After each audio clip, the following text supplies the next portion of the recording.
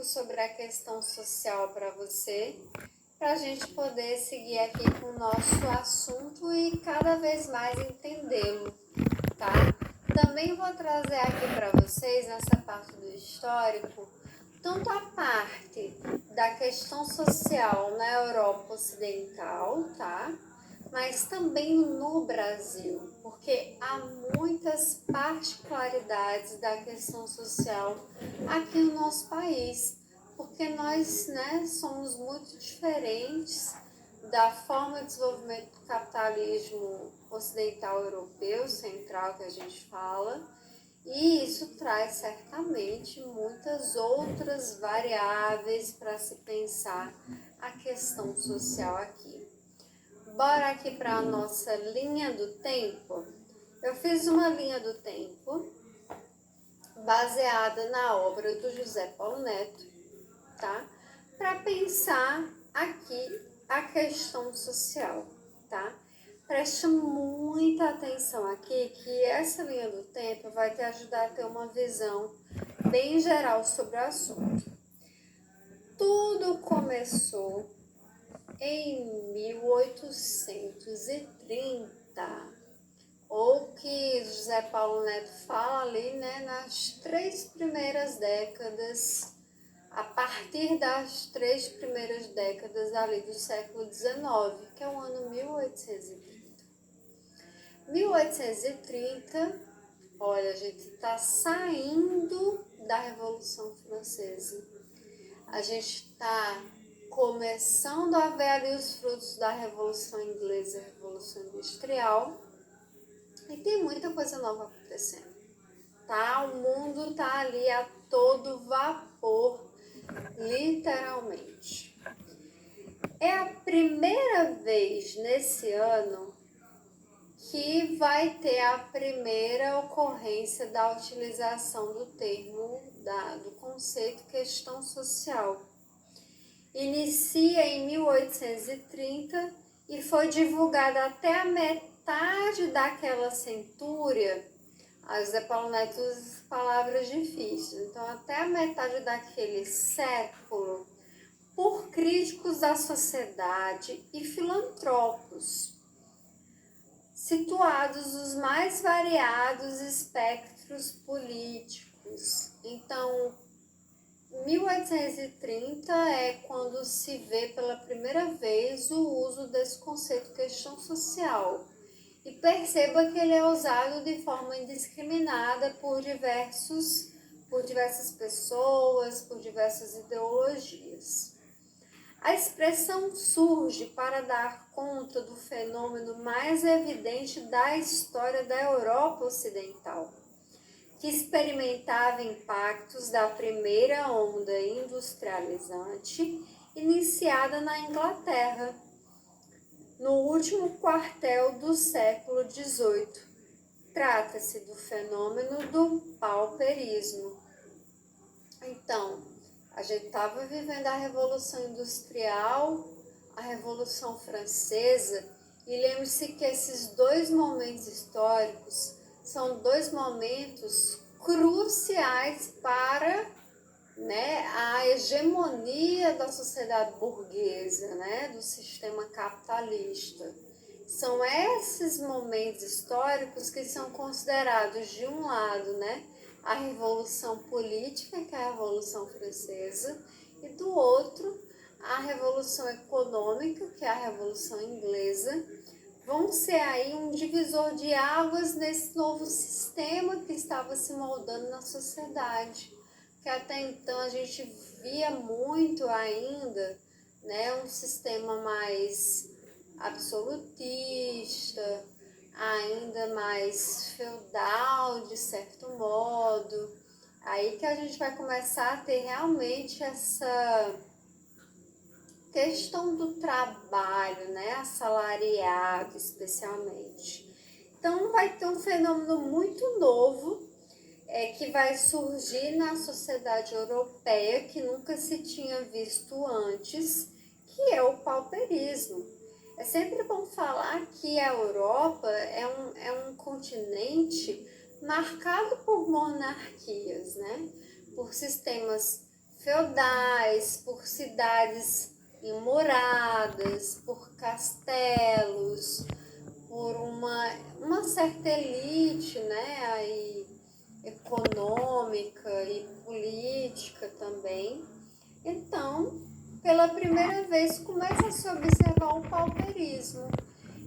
Pela primeira vez na história, a pobreza crescia na mesma proporção em que se produzia a riqueza. Lembra que eu falei para você na outra aula que a questão social ela se caracteriza justamente na diferenciação de outros tipos de pobreza. Antigamente nós tínhamos a pobreza por escassez, por falta, por não condições do sistema produtivo. Agora, muito pelo contrário, a gente tem um sistema produtivo forte, tá? Estamos começando a implementar máquinas, vapor, começando a introduzir outros elementos aqui para acelerar a escala produtiva. Isso aumenta a capacidade de produção, mas na mesma proporção se gera pobreza. Vamos pensar que antes do trabalho e das fábricas, as pessoas trabalhavam por ofício. Então as pessoas viravam artesão, porque era alguém da família ou era da própria família que ensinava. Então se vê um deslocamento desse tipo de atividade humana, mais artesanal, para essa mais escalada, mais produtiva, mais com mercadorias. E isso é algo muito novo para a sociedade. É muita pobreza, não que antes não tinha, a gente já tinha inclusive a Poor Law na Inglaterra, tinha todo esse trato, mas era para públicos muito específicos antes. Era para a pessoa com deficiência, era para a pessoa ali que estava com adoecimento mental, era para crianças e adolescentes abandonados. Dessa vez, passa a se generalizar de uma forma nunca antes vista. Então, é a primeira vez que, para dar conta desse fenômeno, vai ser utilizado aí o termo questão social, de forma indiferenciada. É lá por volta de 1848, né, até 1900, que vamos politizar esse termo questão social com ingresso no cenário político da classe trabalhadora. José Paulo Neto vai dizer que com a tomada do processo político e fim de consciência em 1848, passa a ser mais utilizada pelos conservadores para ofuscar a categoria luta de classes. Então, usavam questão social para não falar em luta de classes. Era uma coisa meio assim, um termo... Era muito revolucionário, era muito rebelde falar de luta de classes. Por isso que se falava em questão social, uma forma de sofisticar, gourmetizar essa situação. Implicamento apenas na problemática individual de cunho moral, porque quando você fala questão social, é muito mais fácil você individualizar. Quando você fala de luta de classes, você está coletivizando, né? Uma ação que não pertence só a sujeito X ou Y, mas pertence a uma classe social.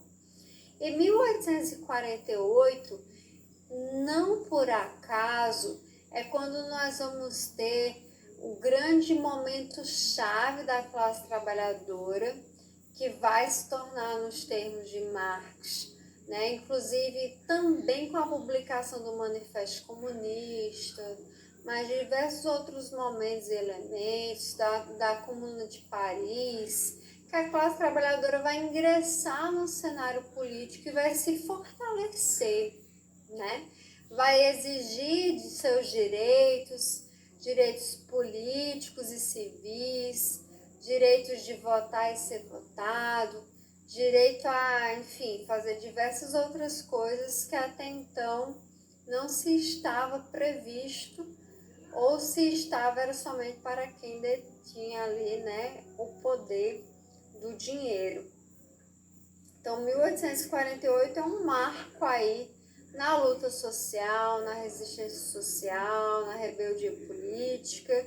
E quando tem esse momento histórico, vai fazer com que o uso de questão social ele se torne mais usado pelos conservadores da época para tratar desse assunto sem tocar ali, né, sem mover aí na luta de classes, porque era até então uma coisa que ninguém queria tratar desse assunto.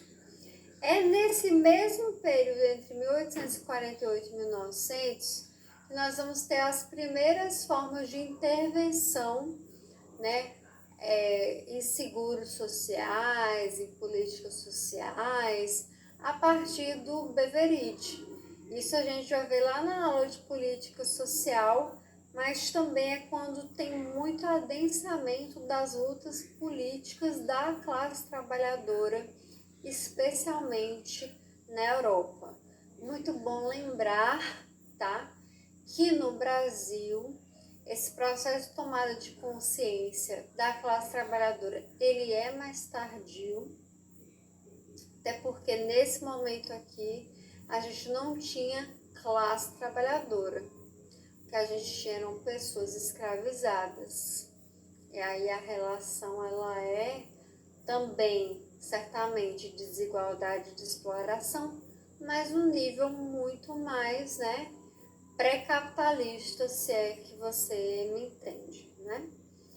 Entre 1901 e 1945, nós vamos ter o processo de agudização das expressões da questão social, tanto no mundo, mas especialmente também no Brasil. Com a ampliação da Revolução Industrial e do capitalismo para todas as esferas do globo, cada vez mais fica latente as expressões da questão social, especialmente porque há uma disputa muito grande sobre o que é ou até onde vai a intervenção do Estado. Também temos aí a crise da Bolsa de Nova York. Vamos ter aí 2 guerras mundiais nesse período, a Primeira Guerra Mundial, que começa ali em 1914, mais ou menos, depois a Segunda Grande Guerra Mundial, ali na década de 40. Então é um processo de agudização da questão social. Entre 1945 e 1970, nós vamos ter um processo mais ativo de regulação da questão social e de regulamentação do trato a partir do Estado. Lembrando que aqui eu estou falando da história do ponto de vista ocidental europeu, tá? E por que eu estou falando ela? Porque ela é uma referência para a gente. No Brasil a gente tem outros contornos, porque, por exemplo, entre 1964 e 1981, nós estávamos vivendo a ditadura militar brasileira, então eram aí outros elementos de perseguição política, a gente não teve estado de bem-estar social. É somente em 1988 que a gente vai ter ali a Seguridade Social instaurada, enquanto a Europa já via esse processo, né, de Estado Social ali entre 1945 e 1970. É quando teremos, né, a regulação da questão social com as crescentes lutas sociais, crescimento da União Soviética e pós-guerra, há um grande clamor pela intervenção social, emergindo então o estado de bem-estar social, que a gente vai tratar lá na aula de política social, aqui não. chamado welfare state, visa justamente regular, né, essas situações de desigualdades sociais e econômicas, trazendo aí um maior equilíbrio para essa desigualdade e contradição entre capital e trabalho, que é a questão social. Entre 1970 e os dias atuais, vamos ter aí a prevalência da razão neoliberal no trato da questão social, em que, com a crise do sistema capitalista e a derrocada da regulação da economia, impera a vertente ideológica neoliberal de cada um por si, né? E, portanto, também vai trazer aí a refilantropização da questão social, a despolitização da questão social, que a gente vai ver também nesse módulo daqui a pouco. Então, essa é uma breve linha do tempo e costuma muito cair em concurso essa data aqui das origens, né, da primeira vez que usa o termo questão social, que foi em 1830. E também daqui, né, do deslize do uso e da tomada de consciência política pela classe trabalhadora a partir de 1848. Eu trouxe até essa citação de José Paulo Neto, que ele fala o seguinte: a Revolução de 1848, que é inclusive conhecido como Primavera dos Povos, tá? Um nome dado pelo historiador Eric Hobsbawm, é o marco do antagonismo entre classes e, consequentemente, da caracterização da questão social em seus desdobramentos sociopolíticos, pois teve como resultado a passagem do nível histórico universal do proletariado da condição de classe em si à classe para si. Isso aqui é uma característica, uma leitura da tradição marxista de designar essa passagem histórica de que a classe trabalhadora e o operariado se vê como sujeito histórico revolucionário. Porque até então, quem era a classe revolucionária? A burguesia. Sim, a burguesia é uma classe revolucionária. Eles derrubaram o sistema monárquico, né? Inclusive, é muito conhecida uma frase de um dos revolucionários franceses, quando eles decapitam toda a monarquia francesa, inclusive os bebês, tá? Foi assim. Não foi paz e amor, não. Foi com cabeças cortadas mesmo. Cabeças vão rolar. Já ouviu esse ditado? Pois é. Então, cabeças rolaram na Revolução Francesa. Toda a monarquia francesa, que era ali, né, o grande espectro político da Europa, acaba que ele corta a cabeça do rei e fala assim: olha, vejam, o sangue dele não é azul, é vermelho, é igual ao nosso. Então, os burgos, né, os comerciantes, eles foram uma classe revolucionária. O capitalismo é um sistema revolucionário. Em 200 anos, os caras conseguiram fazer o que a humanidade não fez em 20 mil anos, sabe? A gente tem que também reconhecer, e Marx reconhece isso. As pessoas acham que Marx é um crítico do capitalismo.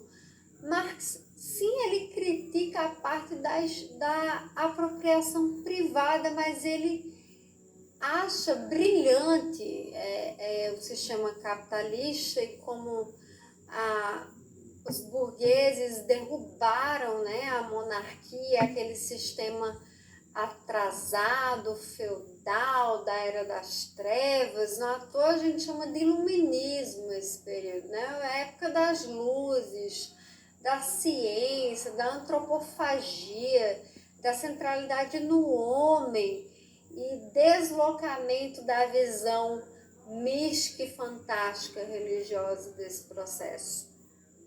Não só é Marx que faz isso, mas todos os filósofos teóricos do século XIX, aí vem também, além de Marx, vem o Darwin, vem também depois o Durkheim, posteriormente, enfim, o Weber também. Enfim, tudo isso tem muitos outros elementos da história que eu não vou falar tanto sobre ele, mas a tradição marxista fala desse sujeito revolucionário que a classe operária se torna. Antes, ela não fez essa revolução, porque quem fez foi a burguesia, mas agora é o momento da classe trabalhadora, porque agora ela é a oprimida nesse sistema.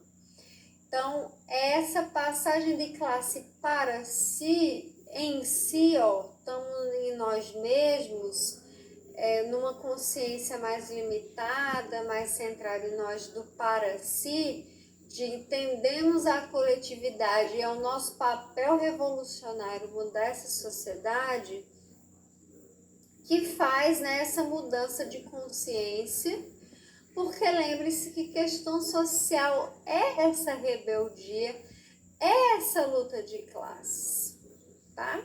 Embora alguns teóricos tentam retirar esse aspecto da questão social. As vanguardas trabalhadoras acenderam no seu processo de luta a consciência política de que a questão social está necessariamente colada à sociedade burguesa. Somente a supressão desta conduz à supressão daquela. Então a gente só resolve a desigualdade social, econômica, política, cultural com a supressão da sociedade capitalista. Por isso eu digo para vocês, a vacina do marxismo para a questão social, não achem que é política social não, tá? É revolução, é derrubada do sistema. Mas enquanto isso não acontece, certamente haverá de se lutar ali por ajustes e melhorias pontuais, porque é melhor estar com algo do que com nada, não é verdade? Bom, se não era inédita, segundo José Paulo Neto, a desigualdade entre as várias camadas sociais, não era inédita a desigualdade. Se vinha de muito longe, muito longe, é muito antigo, a polarização entre ricos e pobres. Se era antiquíssima a diferente apropriação e fruição dos bens sociais. Mas isso é antigo, isso sempre teve. Mas é radicalmente nova a dinâmica da pobreza que então se generalizava. Passou a ficar muito. Pela primeira vez na história registrada, a pobreza crescia na razão direta e que se aumentava a capacidade social de produzir riqueza. Essa é a chave de leitura. Tanto mais a sociedade se revelava capaz de progressivamente produzir mais bens e serviços, tanto mais aumentava o contingente de seus membros que, além de não terem acesso efetivo a tais bens e serviços, viam-se despossuídos das condições materiais de vida de que dispunham anteriormente. Então, aí também, né, com o capitalismo, isso é constante no capitalismo, gente. O capitalismo, ele tem uma velocidade surreal. Se você parar para pensar hoje, até nos dias de hoje, o capitalismo, ele faz essas microtransformações de aumentar a sua capacidade produtiva de riqueza e aumentar a pobreza. A gente nunca teve antes tanto bilionário no sistema capitalista e a gente nunca teve também tanta gente em situação de extrema pobreza. E essa inovação que o capitalismo proporciona, ele realmente é tão rápido. Por exemplo, hoje a gente vê muito isso com a inteligência artificial, né? Não é algo que começou agora, com a automação, com inteligência artificial, com tecnologia de ponta, enfim, substituindo empregos, até atores, enfim, dubladores. Vocês devem estar acompanhando todo esse processo, mas o capitalismo ele atropela qualquer coisa que impeça ele acelerar a sua capacidade de produzir riqueza. Então, se vai chegar um momento que a gente não vai conseguir dar conta de produzir, os caras vão fazer tudo com tecnologia, como já fazem hoje. Então, cada vez mais você vê máquinas que, ao invés de produzir 1.000 por hora, ela passa a produzir 4.000 por hora. E aí você, se precisaria antes de 3 turnos com pessoas acompanhando essa máquina, você não vai precisar mais de 3, porque você vai substituir a máquina que produzia 1.000 por 4.000, você vai precisar só de 2 turnos. E aí você tira a mão de obra do terceiro turno. Isso acontece muito, muito, muito, muito mesmo. Então o capitalismo ele é assim, constantemente ele está aperfeiçoando. A sua capacidade de produzir riqueza ela é enorme, mas ao mesmo tempo ela produz mais pobreza e desigualdade. Ao invés de diminuir o tempo de trabalho da classe trabalhadora, ela corta uma parte da classe trabalhadora e explora uma pequena parte da classe trabalhadora. Então, eu não tenho nenhum discurso pessimista com a tecnologia, eu sou uma entusiasta da tecnologia, mas é uma pena que ela não é usada para que a gente possa viver mais e melhor, né? Ela é usada somente para produzir mais riqueza e descartar aqueles que não conseguem se adaptar a essa velocidade da capacidade produtiva. Então, sempre tivemos pobreza, sempre tivemos polarização entre ricos e pobres, mas é inédito essa capacidade surreal de produzir riqueza, mas também, ao mesmo tempo, de gerar tanta pobreza. Tem até uma pichação que de vez em quando eu vejo, né, rolando esse meme não, esse viral, né, nas redes sociais, é que assim, a miséria só existe porque ela dá lucro. E é verdade. Sem miséria não existe lucratividade. Porque o lucro só existe porque existe alguém que não está acessando essa riqueza. Tá? Bom, vamos falar agora de alguns elementos históricos da questão social para a gente começar a introduzir um pouco sobre essa questão social no Brasil. Não é segredo, tá, que a exploração, seja no capitalismo de tipo ocidental, eurocêntrico, seja no Brasil, ele é repleto por uma exploração abusiva, né, que afeta a capacidade vital e que, de certo modo, coloca em xeque qualquer coisa que atrapalhe, seja moral, seja religião. O capitalismo atropela tudo isso e ele pouco se importa com tudo isso. Não é por acaso, por exemplo, se você pensar em Dubai, que é uma das cidades, né, totalmente aí, que a maioria da população ela é muçulmana, Não sei se vocês sabem, os muçulmanos, eles guardam a sexta-feira, né? A sexta-feira é sagrado para o islamismo.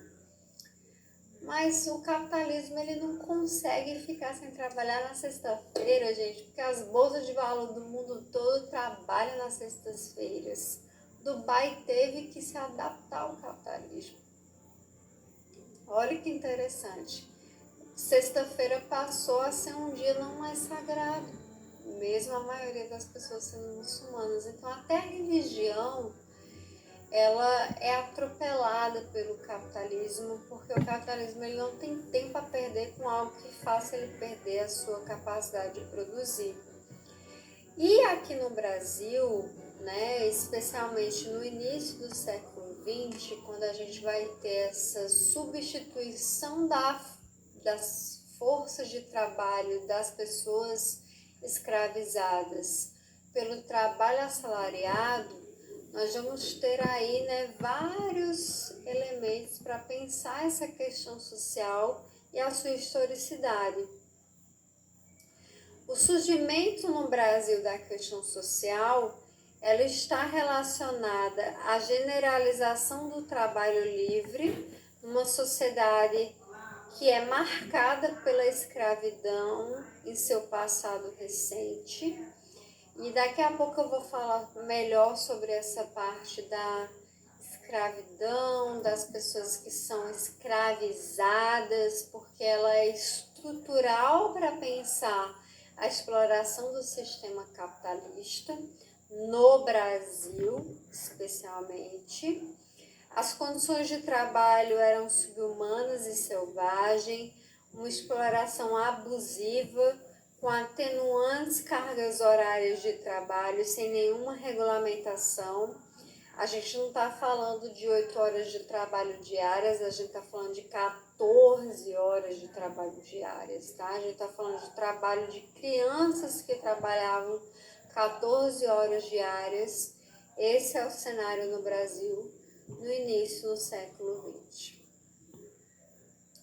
E sem nenhuma regulamentação. Então, se você perdia uma mão numa máquina, você não recebia um seguro, você ficava descoberto. Se você morria, os seus parentes não recebiam nenhum benefício, você não tinha direito a férias, a descanso remunerado, nem nada do tipo.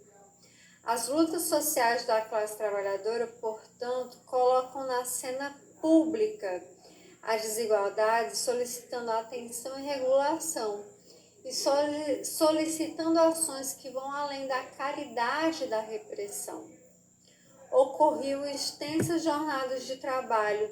No início do século eram 14 horas, em 1911, 11 horas, em 1920 permaneceu ainda 11 horas de trabalho diárias, tá? Todos os dias. No início do processo de industrialização e urbanização, atenção aqui que esses dois conceitos, eles são fundamentais para pensar a questão social no Brasil, tá? Porque ela só consegue realizar-se num cenário de industrialização e urbanização. Porque perceba, a industrialização e a urbanização, ela gera aglomeração, ela também retira, né, ela permite, de certo modo, uma saída do campo e um ingresso nas cidades. Isso acontece de forma totalmente desordenada e sem planejamento, que traz também doenças, falta de condições sanitárias, de moradia, dentre outras coisas, mas também permite o contato direto entre as pessoas, né? Porque pare para pensar, antigamente as pessoas viviam mais no meio rural, né? No meio rural, ele é afastado, as casas são afastadas, não existem casas grudadas umas nas outras. No processo de industrialização e urbanização, as casas são colocadas umas nas outras, todos os espaços são aproveitados. Isso é negativo do ponto de vista que gera aglomeração e gera, né, uma desorganização da cidade, da urbanização, mas gera mais contato, mais troca, seja troca política, seja troca cultural, seja relacionamentos, seja vínculos de solidariedade. Você parar para pensar, por exemplo, eu não sei se você sabe, o tango, por exemplo, que é uma das danças mais famosas e modernas do mundo, ela surge nesse ambiente da urbanização, das pessoas estarem ali em troca. Então veja como tudo é contraditório. A vida humana ela é brilhante, né? Eu sempre costumo dizer que o homem nos apresenta as mais belas coisas, como é uma dança de tango, que eu acho belíssimo, mas também no outro lado nos apresenta barbaridades, assassinatos, brutalização. O ser humano, ele é essa caixinha de surpresas que pode sair tudo, né? Pontos negativos e positivos. Então, essa industrialização e urbanização, ela é central para pensar a questão social, especialmente aqui nas cidades brasileiras, que cresciam vertiginosamente com a migração do campo devido à crise do setor cafeeiro. Lembrando que até 1930 reinava no Brasil a política café com leite, que era a troca, né, de poder político entre São Paulo, representada especialmente aí pela indústria do café, e de Minas Gerais do leite, né? Então, esse sistema cafeeiro, até, né, com todo o processo de industrialização também, ele vai se deslocar para as indústrias nas cidades. E também teremos a migração dos europeus. Daqui a pouco eu vou falar sobre isso, sobre essa migração dos europeus, abre aspas, por essa busca de trabalho assalariado qualificada, porque as pessoas escravizadas, negras até então, elas tinham esse trabalho explorado na zona rural, né? Na zona cafeeira, ali na agricultura. Com essa clivagem, nós vamos ter aí a vinda de trabalhadores europeus que já eram sindicalizados na Europa, porque a Europa já tinha vivido a onda industrializante. A onda industrializante estava começando agora no Brasil. Isso certamente vai interferir aí no processo da questão social no Brasil. O operariado amontoou-se em bairros insalubres, sem água, esgoto e luz. As empresas possuíam mínimas condições de higiene e com frequentes acidentes de trabalho. Não tinha também direito a férias. Então era um cenário aterrorizante, né? Aterrorizante. Imagine você trabalhar ali 14, 11 horas diárias, sem repouso remunerado. Se você perdesse uma mão, ficava por isso mesmo, na verdade você era demitido e mandado embora. Seus filhos de 10, 11 anos tinham que trabalhar no mesmo ritmo que um adulto. Enfim, várias variáveis aí, sem habitação, sem condições, enfim, muito. E ainda criminalizando, né, as organizações políticas, porque isso também acontecia. Então, são vários elementos aí para a gente pensar esse processo no Brasil. Bom, ainda sobre a questão social no Brasil, o Brasil, como eu já mencionei para vocês, ele não é considerado, abre aspas, um país de capitalismo central, ou seja, que viveu todas as fases clássicas do desenvolvimento capitalista, tipo, até porque eu costumo dizer que isso é uma exceção e não uma regra. São muito poucos os países, basicamente só a Europa Central, que viveu tudo bonitinho, sabe? Escravidão, era feudal, depois a monarquia, depois o absolutismo, depois a revolução e o capitalismo, tudo assim redondinho. Isso é uma exceção.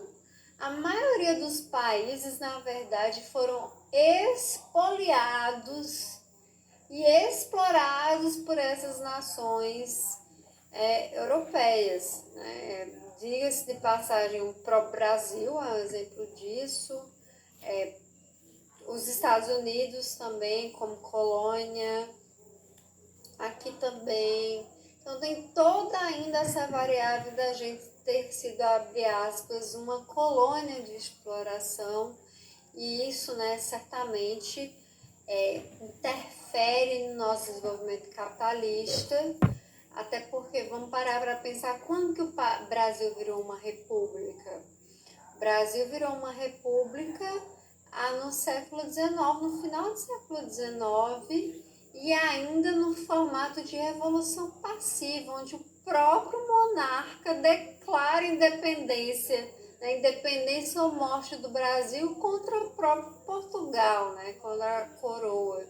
Então, a gente tem aí esses problemas, né, de adensamento político um pouco atrasado, e também do capitalismo atrasado, de como as profissões chegam aqui também, enfim.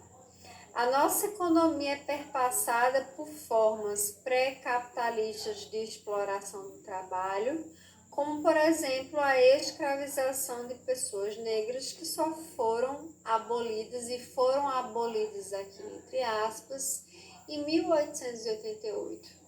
Sem contar também todo o processo, né, de exploração da força de trabalho indígena também, que a gente acaba muitas vezes ocultando, que também aconteceu e acontece.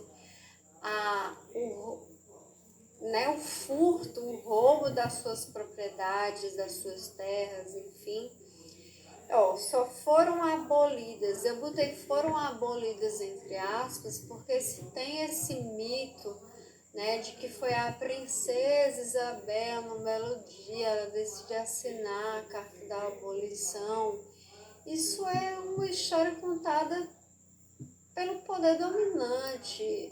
Teve luta social, teve resistência, teve pressão econômica internacional, teve vários outros elementos que possibilitaram isso. Então, não vamos romantizar a história achando que um belo dia a princesa Isabel acordou e eu vou aqui assinar a abolição da escravatura. Isso é conversa, isso é romantização da história, isso é ocultamento da luta social, é invisibilização das pessoas que lutaram e resistiram contra esse sistema de exploração, escravização.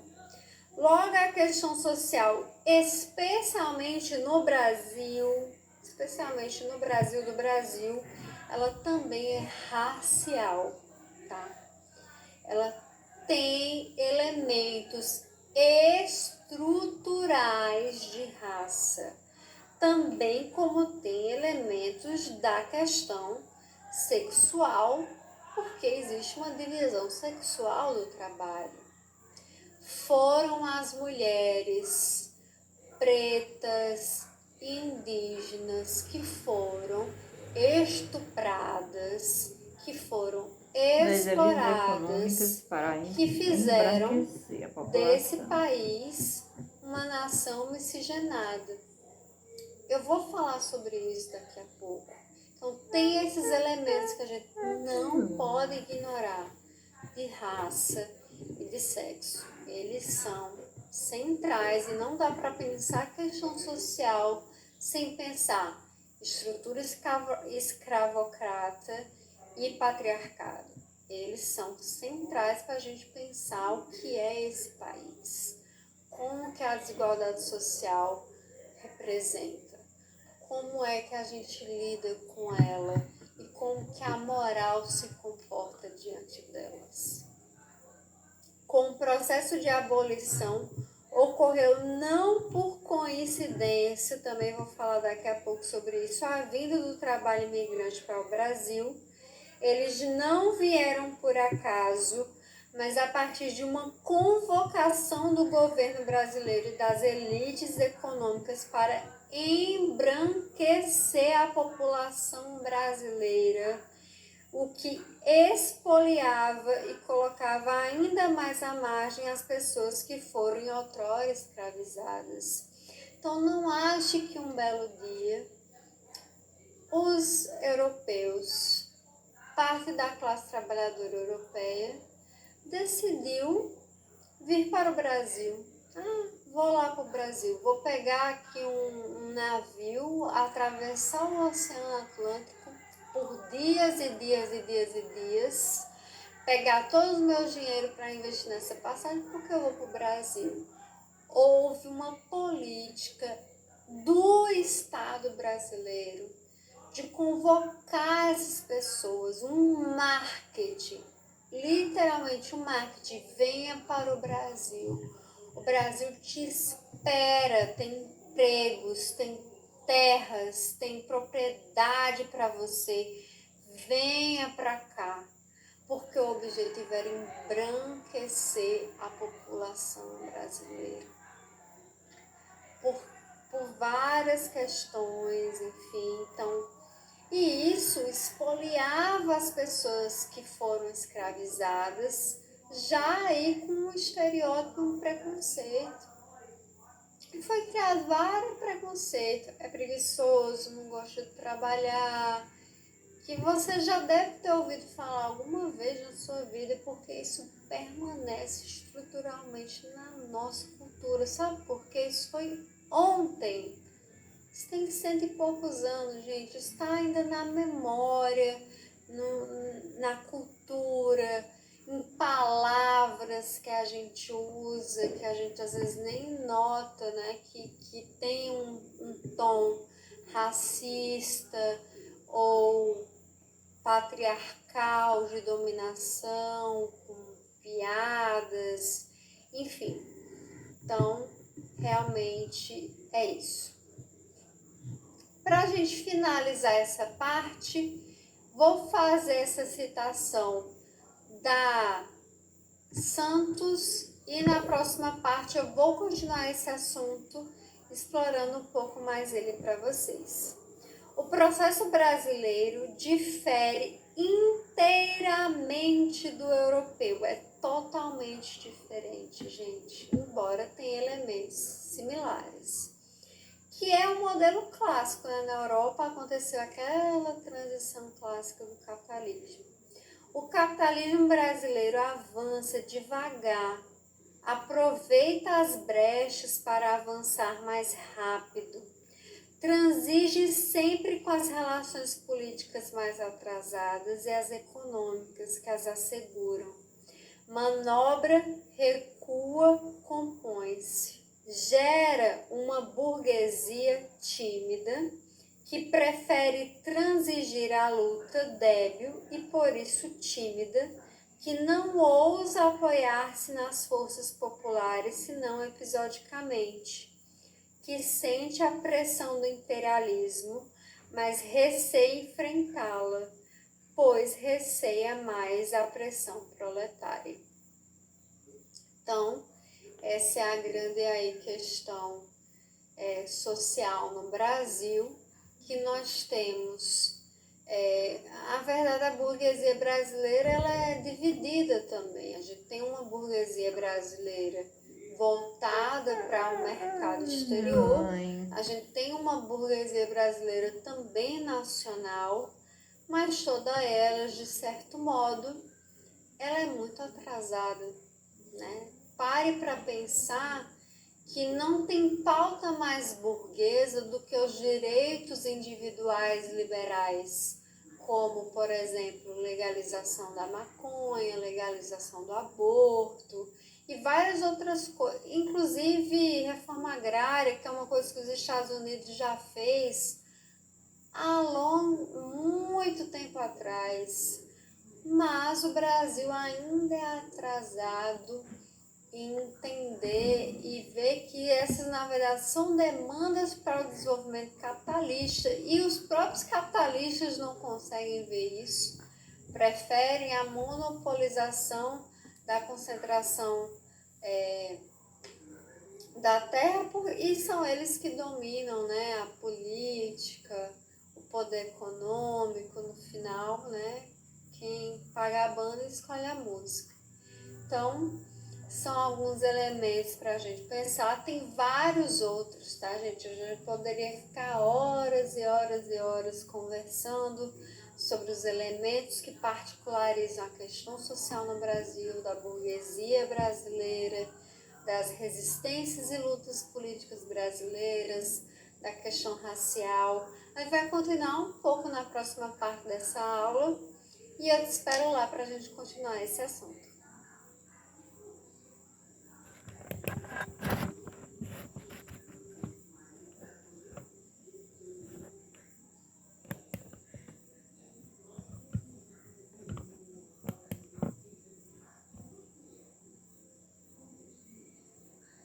Bom, aluno, vamos seguir rumo aqui no teu processo de aprendizagem, uma aprovação para você aumentar os seus repertórios e responder as questões com mais facilidade e garantir a tua aprovação. Bom, a gente vai continuar aqui falando sobre o histórico e origens da questão social e a questão social no Brasil. Dessa vez eu vou começar a aula trazendo aqui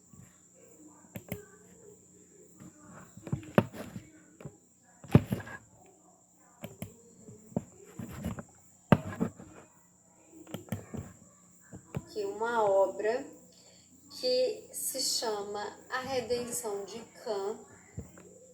A Redenção de Cã é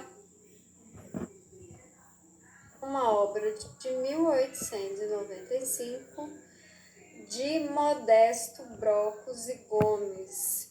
Ele não é brasileiro, tá? Mas nessa obra aqui a gente consegue ver bem alguns elementos que eu falei sobre a questão da tese do embranquecimento, tá? Que é central para a questão social no Brasil. Nessa obra, se vocês observarem, nós temos uma família, tá? Que está, né, enfim, com 4 membros. A mais velha é a senhora que está em pé. Percebam que ela é uma mulher negra, retinta, e ela clama aos céus como se ela agradecesse. E ela tem ao lado dela um homem branco que está sentado, está inclusive numa situação muito confortável, rindo e muito, enfim, muito bem, olhando para a esposa que já é, né, fruto aí de uma miscigenação. Vejam que ela não é tão negra quanto a mãe ou a avó que está nesse quadro, e o filho dela, né, é branco. Então, essa obra, mas veja, ele não o autor dessa obra, ele não tá, digamos assim, fazendo uma crítica, tá? Na verdade, ele está fazendo um elogio a esse processo de embranquecimento da população. Mesmo assim, eu acho válido trazê-la, porque eu acho que ela demonstra a essência desse pensamento de embranquecer a população e de como isso traz ainda mais variáveis para pensar a questão social como sendo também uma questão racial e também uma questão, né, advinda de sexo e gênero, porque as mulheres que eram escravizadas e as mulheres indígenas, elas tiveram não só a exploração do seu trabalho, mas a exploração do seu corpo.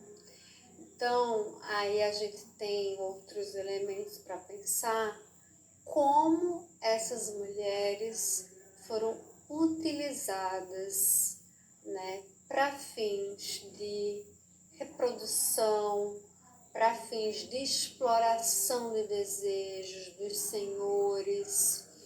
Então, nós vamos ter aí, além da questão da exploração do trabalho, teremos também a exploração dos seus corpos para fins reprodutivos. Isso não é só no Brasil, isso é na América Latina como um todo, em que essas mulheres foram, né, violentadas, estupradas, assediadas, forçadas a, né, ter aí esse processo. Inclusive, não sei se você já ouviu falar da Argentina, né, um país aqui da América Latina. Provavelmente você, quando pensa em Argentina, você pensa em pessoas brancas, correto?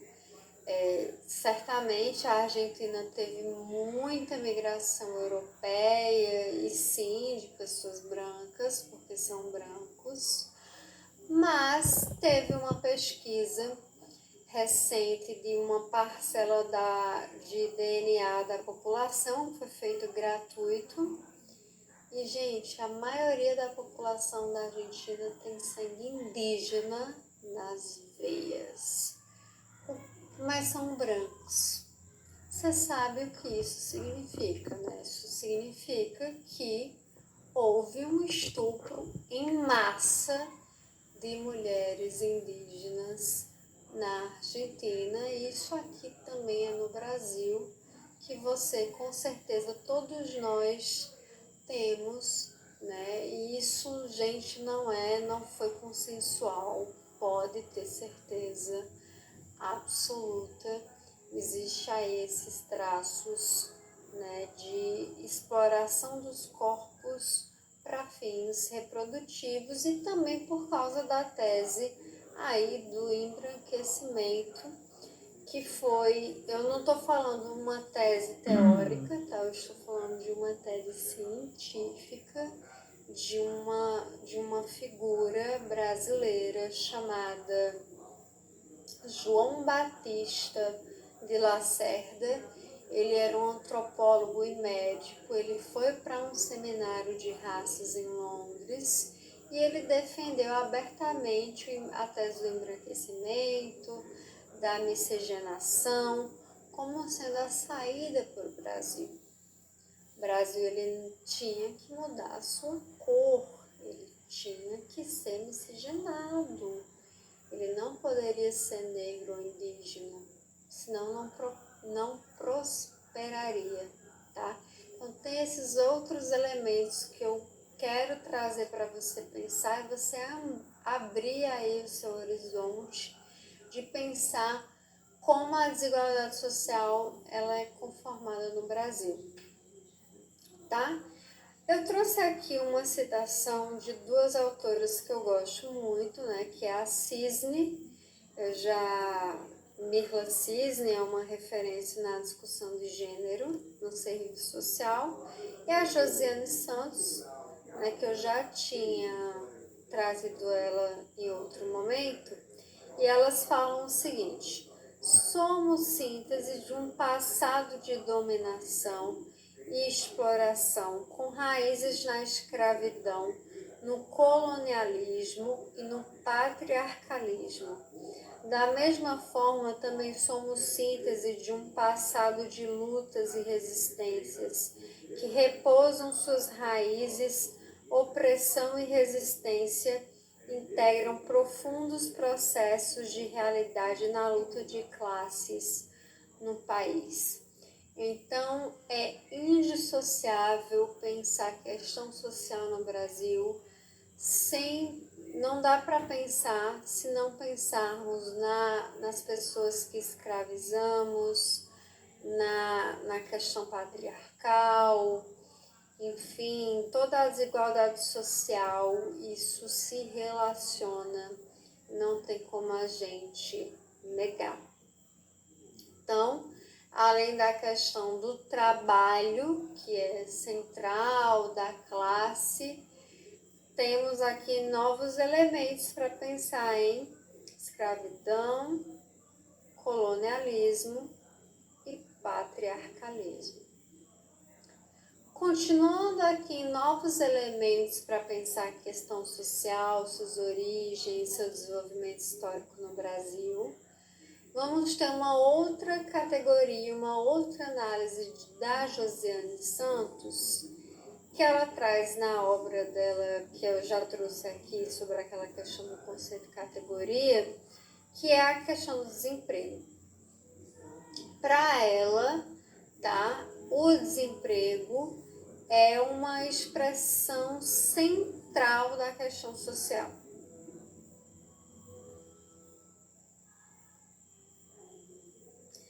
E por que eu quis trazer isso aqui? Eu já vi isso cair em concurso mais de uma vez, tá?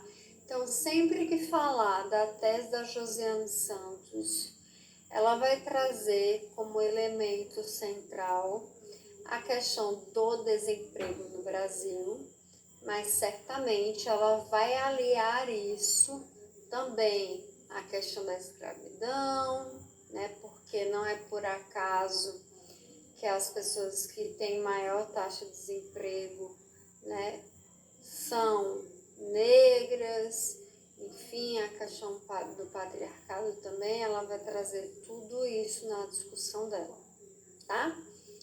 Bom, além disso, vamos agora, então, responder umas questões para a gente ver como é que fixou esse assunto aí e como isso é cobrado em concurso. Bora lá. Quando se escreve a expressão questão social, entre aspas, indica-se que ela está atrelada. A gente até já falou sobre isso.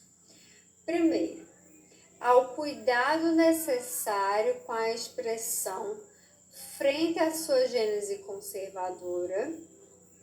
2. As múltiplas conceituações existentes para a questão social, presente na obra de autores conservadores e marxistas. 3. A necessidade de sinalizar que a questão social é algo concreto, presente no cotidiano. Bom, qual você marcaria como correta, aluno, nessa questão para garantir aí a tua aprovação?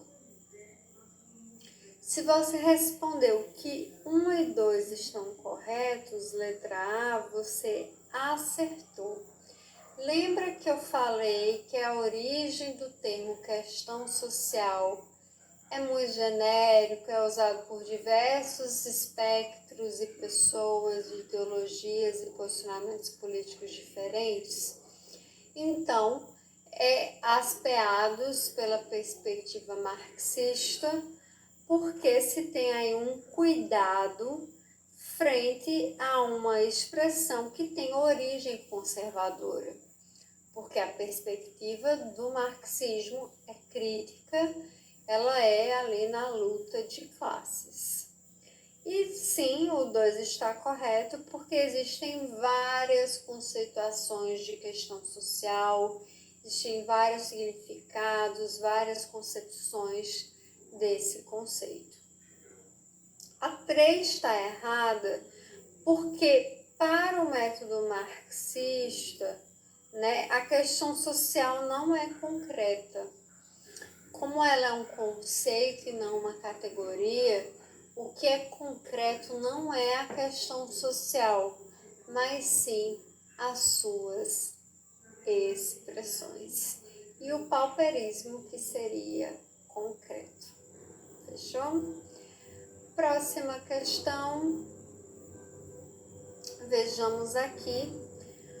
Neto afirma que a expressão questão social não é semanticamente unívona.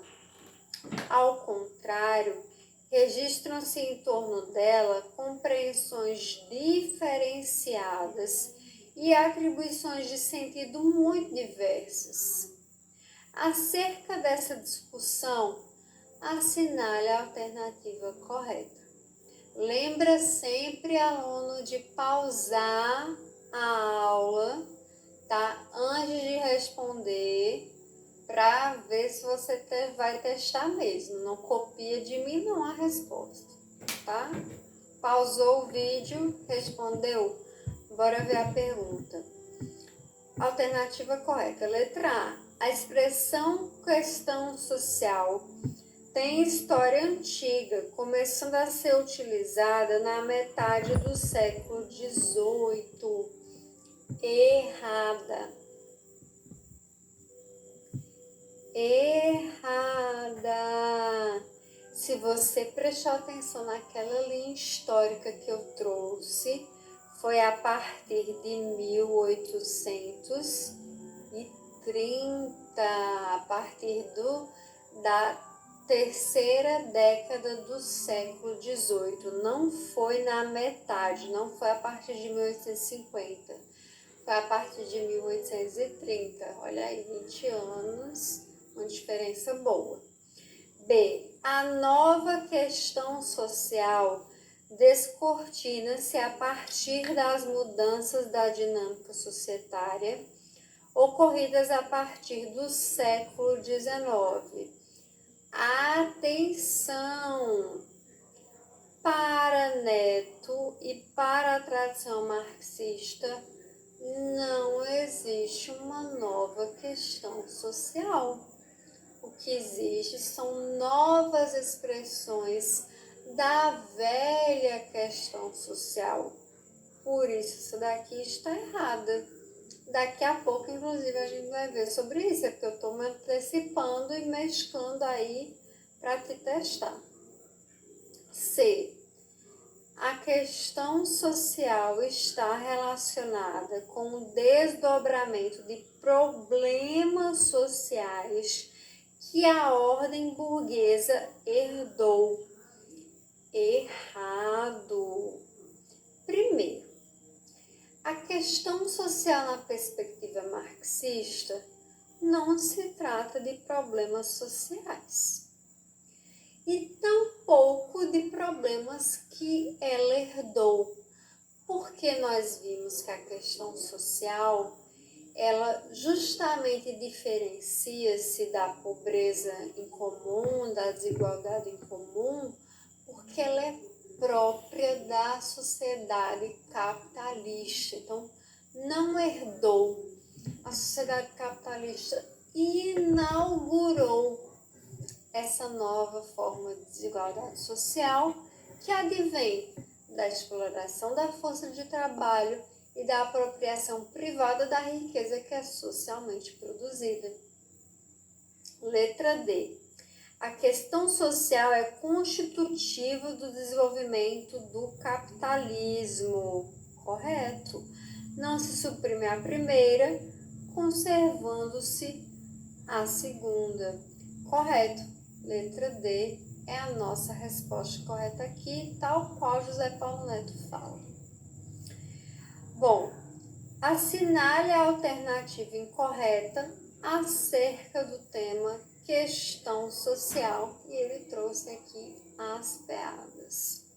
Letra A. O surgimento do serviço social como profissão relaciona-se às demandas capitalistas, como resposta conservadora às expressões da questão social. Correto. O serviço social ele surge na sociedade capitalista em resposta à questão social como uma profissão, que visa executar as políticas sociais que vão dar resposta à questão social, e sim é uma resposta conservadora, porque num primeiro momento o serviço social é convocado ao ajuste dos comportamentos, ao ajuste do sujeito ao meio, numa perspectiva mesmo de adequação desses sujeitos. Então, essa como ela está verdadeira, ela não é o gabarito, porque a questão que é a incorreta. Letra B. A questão social desencadeia-se no período da hegemonia mercantil. A partir dos movimentos sociopolíticos das revoluções burguesas, durante o renascimento urbano e comercial. Vamos guardar essa daqui, vamos para a letra C. Do ponto de vista dos ideais da Igreja Católica, as primeiras décadas do século XX, a questão social é uma questão moral e religiosa. Essa daqui está correta. Sim, a Igreja Católica, a partir da visão humanística, neotomista, tem sim essa visão moral a partir da fé. Então, é a partir do encontro da fé que se vai ter essa mudança do indivíduo, enfim. Letra D. A questão social é constitutiva do desenvolvimento do capitalismo verdadeiro. A gente viu que diferentes estágios capitalistas desenvolvem diferentes expressões da questão social. Então, ela é própria, sim, do desenvolvimento do capitalismo. Letra E. Inexiste qualquer nova questão social. O que existe é uma metamorfose da velha questão social, a qual assume novas roupagens. Essa daqui também está correta. Quem vai dizer que tem uma nova questão social, a gente vai ver a seguir, é a escola francesa. Porque para a tradição marxista não existe uma nova questão social. O que existe ainda é aquela questão social, a velha, que é a exploração do trabalho, a apropriação privada da riqueza socialmente produzida. E também, de outro lado, o que temos,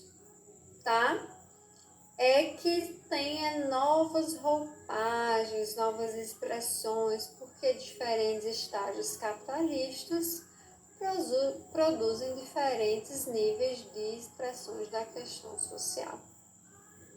Bora para aqui, para a letra B, que é a nossa resposta porque está incorreta, que fala o seguinte: a questão social desencadeia-se no período da hegemonia mercantil.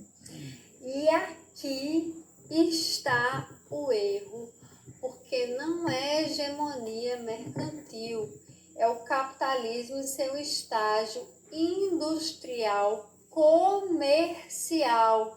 Lá no final do século XVIII, ali final de 1700, ali por volta de 1780, 1790, que é quando a gente vai ter a Revolução Industrial, Então, a questão social desencadeia-se ali naquele período. Então, tá errado falar que é hegemonia mercantil. Na verdade, é a hegemonia industrial comercial do capitalismo, é uma fase posterior.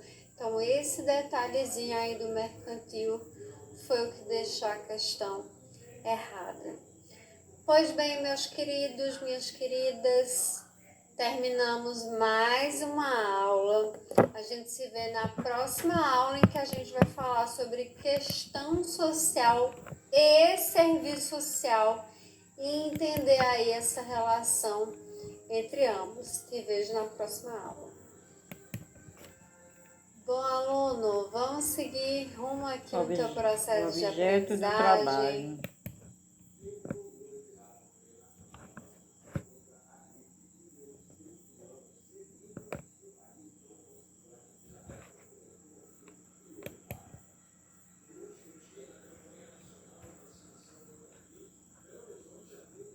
Boa tarde, boa noite, tudo bem com você? Eu de novo, professora Shellen Galdino, para mais uma aula para a gente tratar sobre questão social.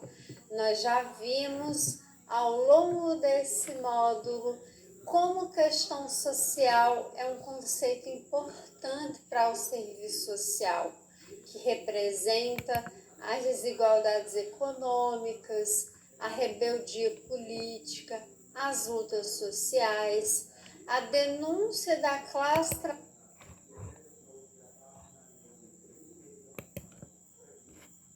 Olá, aluno, olá, aluno.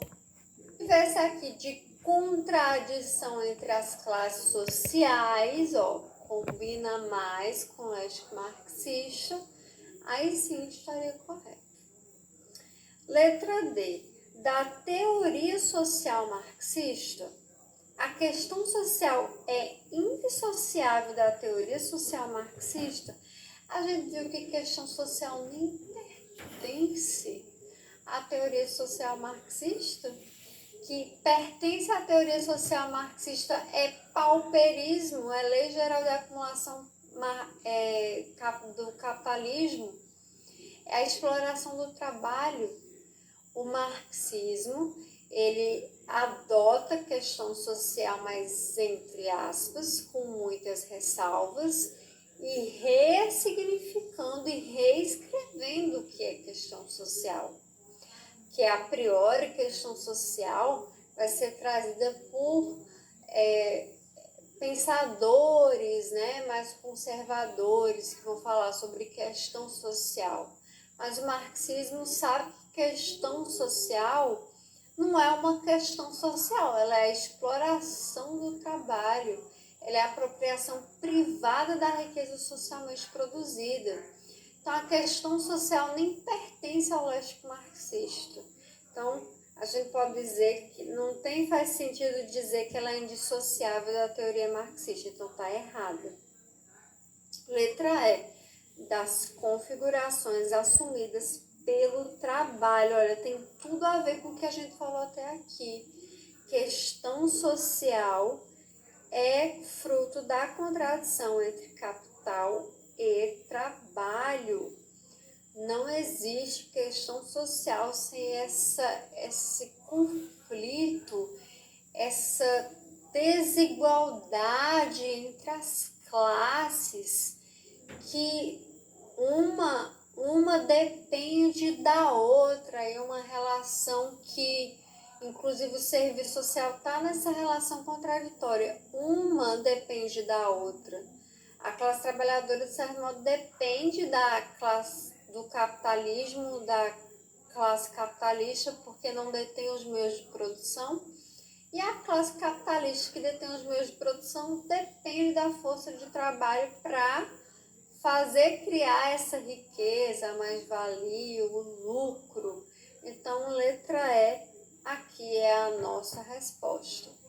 Lembra sempre, questão social está relacionada ao trabalho, está relacionado ao capitalismo e está relacionado a essa exploração da força de trabalho.